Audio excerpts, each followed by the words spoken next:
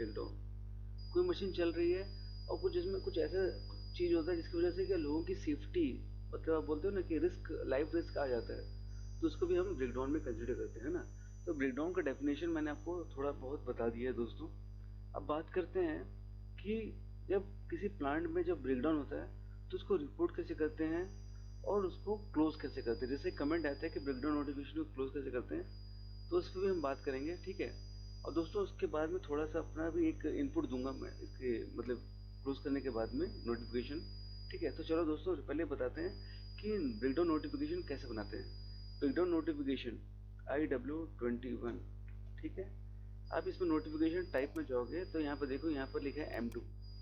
M2 is breakdown notification, ठीक है। यहाँ गए और आपने यहाँ पर क्या कर दिया, एंटर कर दिया। अब आपको यहाँ पर मैंने लिख दिया 204 मशीन ब्रेकडाउन, सीधा वर्ड लिखो ब्रेकडाउन करके, कुछ वर्ड को एंटरटेन मत करो। 204A मशीन ब्रेकडाउन, ठीक है, ये आ गया। अब मैंने इसको इंटर कर दिया। तो ये जो इक्विपमेंट है इसका जो भी फंक्शनल लोकेशन होगा वो सारा एसीपी खुद अपने बैकअप से उठा लेगा।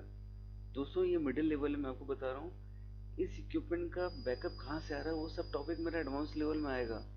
तो अभी क्या है, मैं सबको एक साथ लेके आना चाहता हूँ। अभी मेरे पास ऑडियंस है 130 के आसपास का ऑडियंस है, तो मैं चाहता हूँ कि सारे के सारे लोग एक मेन बेस पे आ जाए। तो उसके लिए मैं आपको ये भी रिक्वेस्ट करूंगा कि सबके सब वीडियो ना एक बार रिवर्स जरूर देखना। उससे क्या होगा, revision is most important rather than practicing. क्यों, हर बार प्रैक्टिसिंग नहीं कर पाते हो, कई बार आपको रिविजन ही करना पड़ता है, ठीक है ना।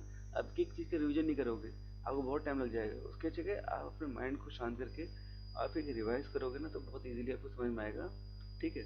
यहाँ पर मैं लिख दिया कि ये वाला, ठीक है, बैठ गया, ठीक है। अब मैं ये लिख देता हूँ सेम, ये हो गया मेरा मशीन ब्रेकडाउन है।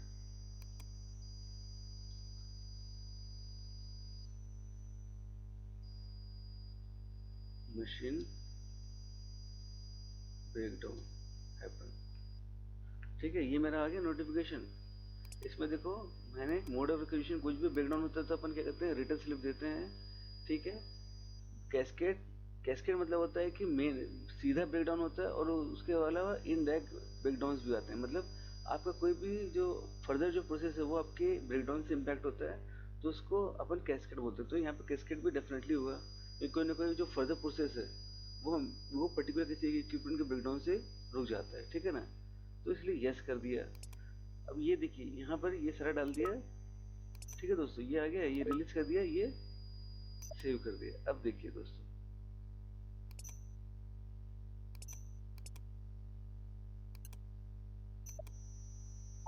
ब्रेकडाउन है, ठीक है। अब ये नोटिफिकेशन नंबर सेव हो गया जिसमें मैंने ब्रेकडाउन को क्लिक किया था, क्योंकि ब्रेकडाउन है ना, तो ब्रेकडाउन में M2 ये बोलता है ब्रेकडाउन पर क्लिक करो, राइट।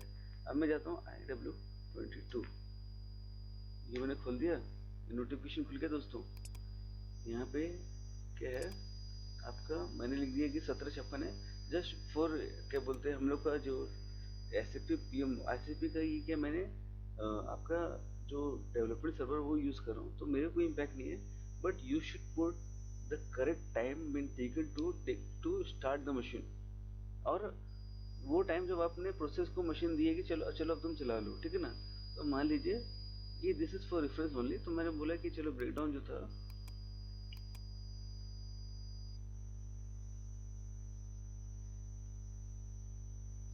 देखो ये मैंने बस ऐसे बस रेफरेंस के लिए आपको डाला है कि ये आप लोग को देखने के लिए, ठीक है ना। ये जो नहीं कि ये है ज्यादा ही आएगा, ब्रेकडाउन मतलब क्या, मैंने 4 घंटे बोला है ना, तो 4 घंटे आएगा। क्योंकि अभी क्या मैं जो टाइम डालूंगा दोस्तों 4 घंटे का, वो लेगा नहीं, क्योंकि मेरा टाइम कितना हो रहा है, 8 AM हो रहा है, ठीक है ना। तो टाइम को नहीं पकड़ता है ऐसे पे, ठीक है। अब यहाँ पर जाएंगे, यहाँ पर ऑटोमेटिकली देखो जैसे मैंने यहाँ पर डाला तो मेरा ब्रेकडाउन कितना आ गया, 0.04 आवर्स, ठीक है।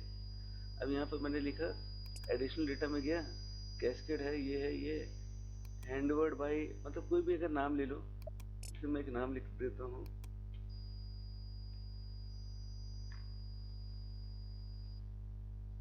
यहाँ पे ले लो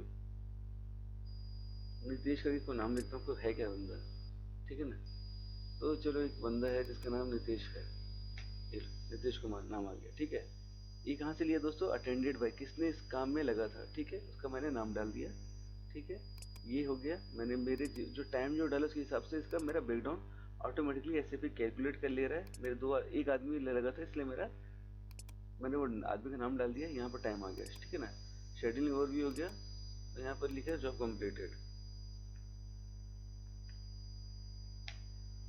ठीक है, इसको सेव कर दिया, ठीक है।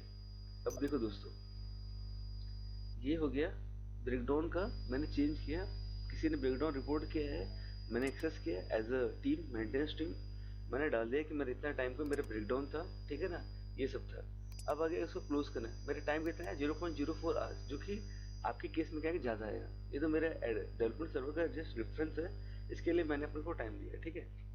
अब इसमें मुझे क्या करना है, ये जॉब को मुझे कंप्लीट करवाना है, तो मैं क्या जाऊँगा, यहाँ पर जाके टास्क जो है वो आउटस्टैंडिंग है उसको मैं क्लोज करूँगा,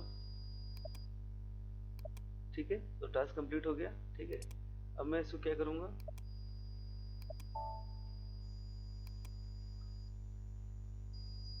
जो भी टाइम है उसके हिसाब से मैं कर दूँगा क्लोज। अब देखो दोस्तों, अब आपका इसमें क्या दिखाएगा, आपका ब्रेकडाउन का कैस्केड नहीं दिखाएगा, ये यहाँ पर जो ब्रेकडाउन का अर्थ है वो आपका आज शो करेगा, start time, end time, date दिखाएगा, ठीक है। उसके अलावा शेड्यूलिंग ओवरव्यू में आपने जो भरा वो आपके पास रहेगा, यहाँ पर टास्क कंप्लीटेड आएगा। नाउ जैसे मैंने बोला था कि मैं इस सब्जेक्ट पे थोड़ा और फर्दर डिस्कशन करूंगा। देखिए, किसी भी प्लांट में ब्रेकडाउन होता है उसके लिए सबसे फर्स्ट स्टेज क्या होता है दोस्तों, डिजाइन। क्योंकि कोई भी इक्विपमेंट जो फेलियर जो होता है वो डिजाइन बेस होता है, कि हमने जो इक्विपमेंट जो मंगाया था उसके लिए हमने इनपुट क्या दिया था सामने वाली पार्टी को, कि मुझे इतना फ्लो चाहिए, या मुझे इसका इतना आउटपुट चाहिए, टीपीए चाहिए, टीपीडी चाहिए, ठीक है ना।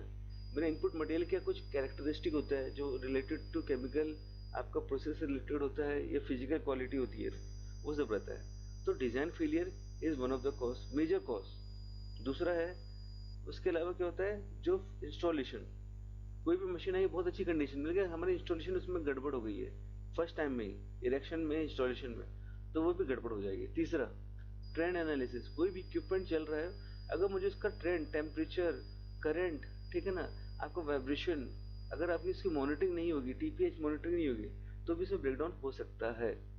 चौथा, क्वालिटी, क्वालिटी एरर, मतलब आपकी जो मशीन है उसके कुछ क्वालिटी चेक्स होंगे, जैसे आपका ऑयल क्वालिटी हो गया, जैसे टोटल लुब्रिकेशन मैनेजमेंट में होता है ना, ऑयल का एनालिसिस होता है, ठीक है ना, वो अगर गड़बड़ आ रही है तो उसमें एक्शन नहीं हुआ तो भी ब्रेकडाउन हो जाएगा। उसके अलावा प्रिडिक्टिव मेंटेनेंस समझते हो, वाइब्रेशन, करंट, वो क्या इलेक्ट्रिकल हो या मैकेनिकल डिपार्टमेंट है, वो जाके करेगा, और उसको अगर हम लोग एक्शन नहीं लिए, करेक्टिव एक्शन जो बोलता है वो, तो भी ब्रेकडाउन होगा।